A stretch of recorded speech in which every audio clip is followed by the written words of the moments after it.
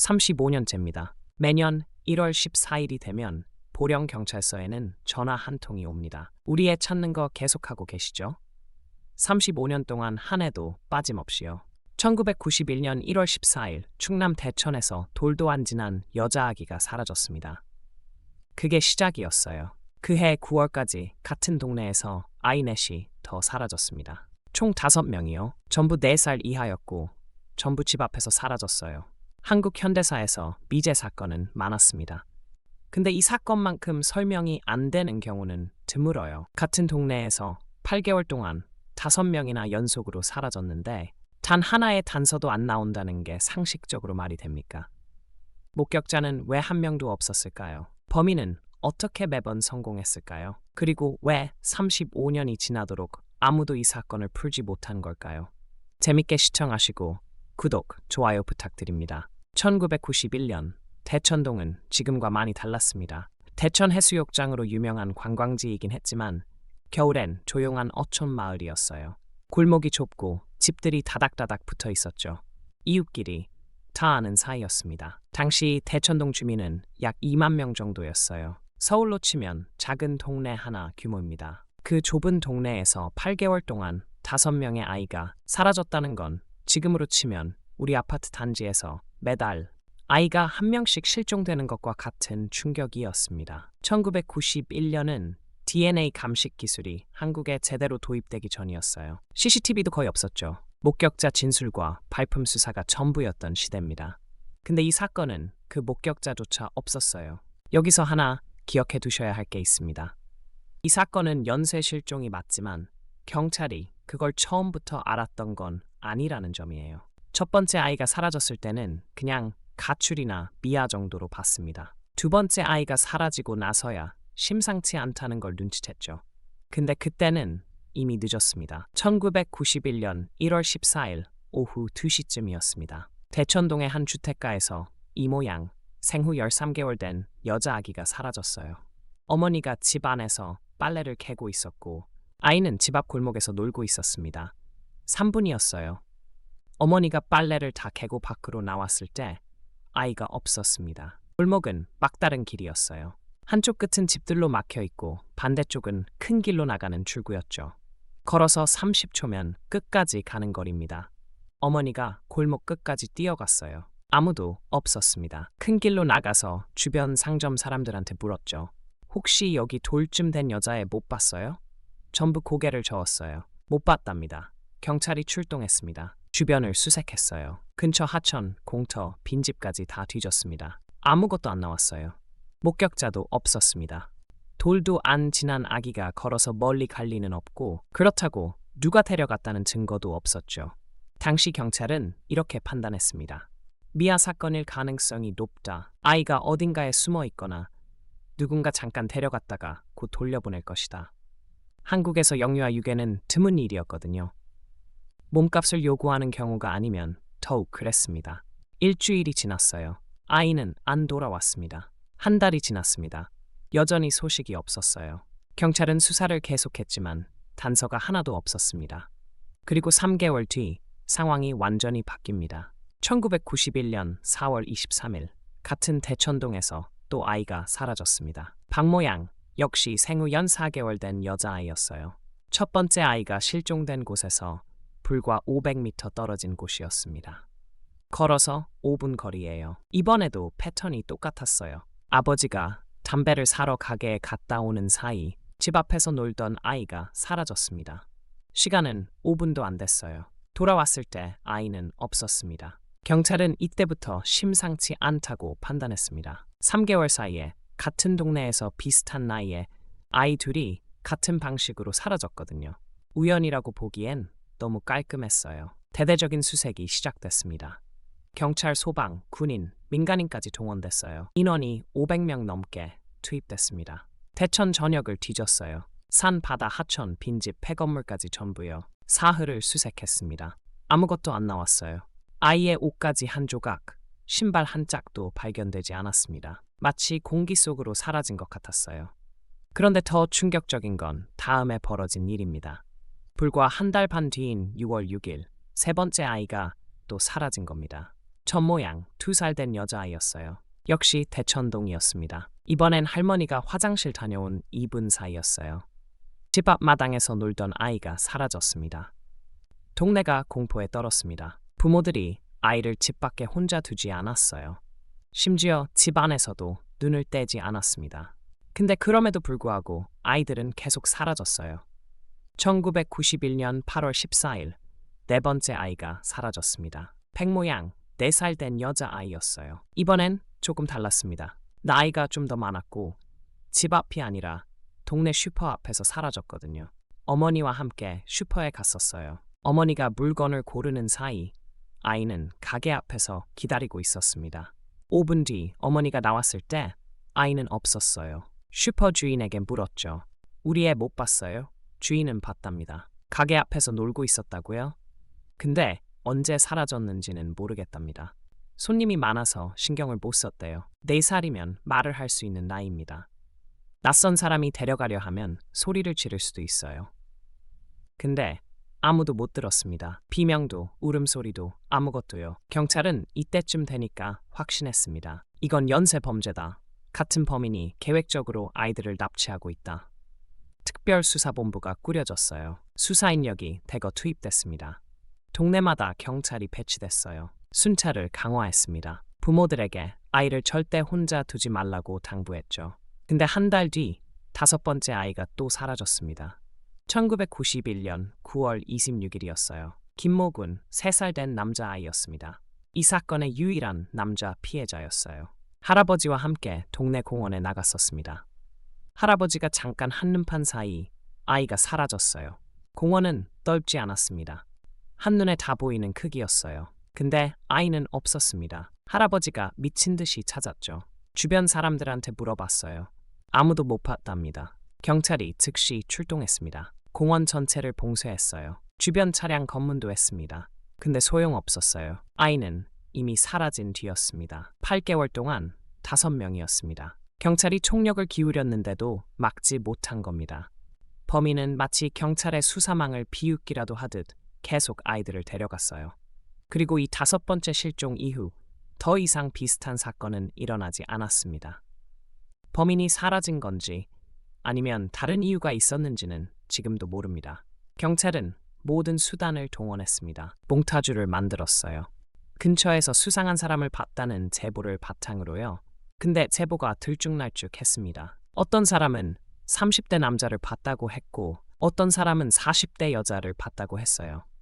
전국의 유사 사건을 조사했습니다. 혹시 같은 방식으로 아이를 납치한 전과자가 있나 해서요. 몇 명이 용의선상에 올랐어요. 조사했습니다. 근데 전부 알리바이가 확실했어요. 주변 정신병원, 고아원, 불법 입양 브로커까지 다 뒤졌습니다. 혹시 아이들이 거기 있나 해서요. 없었어요. 흔적 하나 안 나왔습니다. 쉽게 말하면 이런 겁니다. 범인이 누군지, 어디로 갔는지, 아이들을 어떻게 했는지 아무것도 모르는 거예요. 퍼즐 조각이 하나도 맞지 않았습니다. 당시 수사관들이 가장 답답해했던 부분이 뭔지 아십니까? 목격자가 단 한 명도 제대로 된 진술을 하지 못했다는 겁니다. 누군가는 분명히 봤을 거예요. 낮 시간에 사람 사는 동네에서 아이가 사라졌는데 아무도 못 봤다는 게 말이 안 되거든요. 혹시 목격자들이 입을 다물고 있는 건 아닐까 하는 의심도 있었습니다. 범인을 아는 사람이거나 협박을 받았거나요. 근데 그것도 확인할 방법이 없었어요. 1990년대 초반은 과학수사가 지금처럼 발달하지 않았던 시대였습니다. DNA 데이터베이스도 없었고 CCTV도 거의 없었어요. 지문 감식 정도가 최첨단이었죠. 근데 이 사건은 지문조차 남지 않았습니다. 현장에 아무것도 없었거든요. 결국 수사는 교착 상태에 빠졌습니다. 제보 전화는 계속 왔어요. 근데 대부분 허위였습니다. 우리 동네에서 수상한 사람 봤다. 꿈에 계시가 왔다. 이런 식이었어요. 시간이 지나면서 언론의 관심도 줄어들었습니다. 새로운 사건들이 터졌거든요. 경찰 인력도 다른 사건으로 빠져나갔어요. 그렇게 이 사건은 조용히 미제로 남겨지기 시작했습니다. 근데 피해자 가족들은 포기하지 않았어요. 35년이 지난 지금도 마찬가지입니다. 첫 번째 피해자 이모 양의 어머니는 매년 1월 14일이면 보령 경찰서를 찾습니다. 35년째예요. 한 번도 빠짐없이 찾아가서 묻는답니다. 우리 애 찾는 거 계속하고 계시죠? 경찰은 매번 같은 대답을 합니다. 네, 계속 찾고 있습니다. 근데 새로운 단서는 없어요. 35년 동안 단 하나도요. 어머니는 이제 60이 넘었습니다. 사라진 아이가 돌아온다면 38살이에요. 결혼도 하고 자기 아이도 낳았을 나이죠. 근데 어머니 머릿속엔 아직도 돌쯤 된 아기 모습으로 남아있답니다. 세 번째 피해자, 전 모양의 아버지는 10년 전에 돌아가셨어요. 임종 직전까지 딸 이름을 불렀답니다. 결국 못 찾고 가신 거죠. 남은 가족들은 지금도 혹시나 하는 마음으로 실종자 찾기, 단체에 연락하고 DNA 등록을 갱신하고 있습니다. 5가족 모두 아직도 그 동네에 살아요. 혹시 아이가 돌아올까봐 이사를 못 간답니다. 집 전화번호도 안 바꿨어요.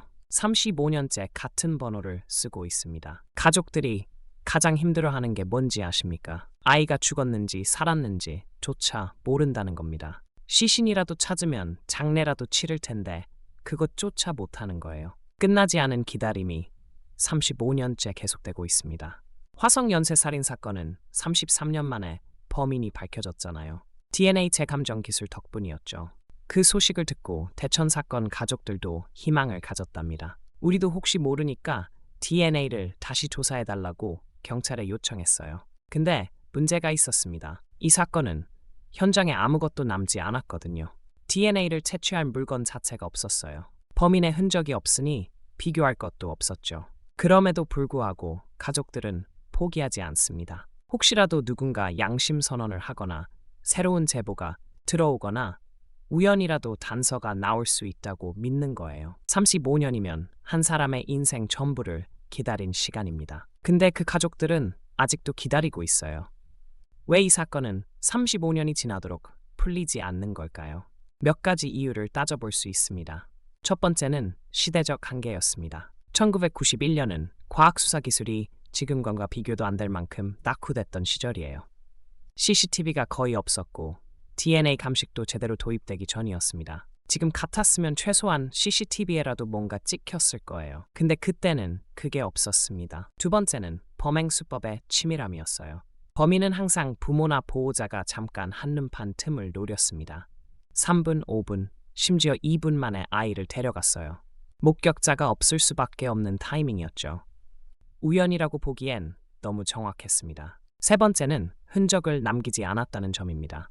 보통 범죄 현장에는 뭔가 남아요. 지문, 발자국, 옷까지, 뭐라도요. 근데 이 사건은 정말 아무것도 없었어요. 마치 처음부터 계획된 것처럼 깔끔했습니다. 네 번째, 그리고 가장 불길한 가능성은 이겁니다. 혹시 범인이 그 동네 사람이었을 수도 있다는 거예요. 동네를 잘 아는 사람이라면 CCTV 없는 골목, 사람 없는 시간대, 도망칠 경로를 다 알았을 겁니다. 경찰 수사망도 피할 수 있었겠죠. 실제로 수사 과정에서 동네 주민 몇 명이 용의선상에 올랐답니다. 근데 결정적 증거가 없었어요. 의심만으로 사람을 잡을 순 없었죠. 그리고 한 가지 더 있습니다. 혹시 범인이 이미 죽었을 가능성이에요. 35년이면 긴 시간이거든요. 당시 30대였던 사람도 지금은 60대 후반입니다. 이미 세상을 떠났을 수도 있어요. 그렇다면 진실은 영원히 묻히는 겁니다. 2006년에 공소시효가 폐지됐습니다. 그전에는 살인죄도 15년이 지나면 처벌할 수 없었어요. 근데 이 사건은 공소시효 폐지 전에 일어난 일이라 애매한 부분이 있었죠. 지금은 그런 문제는 없습니다. 범인을 찾기만 하면 언제든 처벌할 수 있어요. 근데 그 찾기만 하면이 35년째 이루어지지 않고 있는 겁니다. 2026년 지금도 이 사건은 경찰청 미제 사건 목록에 올라 있습니다. 담당 형사는 몇 번이나 바뀌었어요. 근데 사건 파일은 그대로 남아있죠. 요즘은 기술이 좋아졌잖아요. 오래된 사건도 새로운 방법으로 다시 들여다볼 수 있습니다. 화성 사건처럼 DNA 재감정으로 범인을 찾는 경우도 있고요. 근데 이 사건은 그런 것조차 어려워요. 현장에 아무것도 남지 않았거든요. 그래도 가능성이 아예 없는 건 아닙니다. 앞으로 이 사건이 어떻게 될지 몇 가지 시나리오를 생각해 볼 수 있어요. 가장 가능성 높은 시나리오는 이겁니다.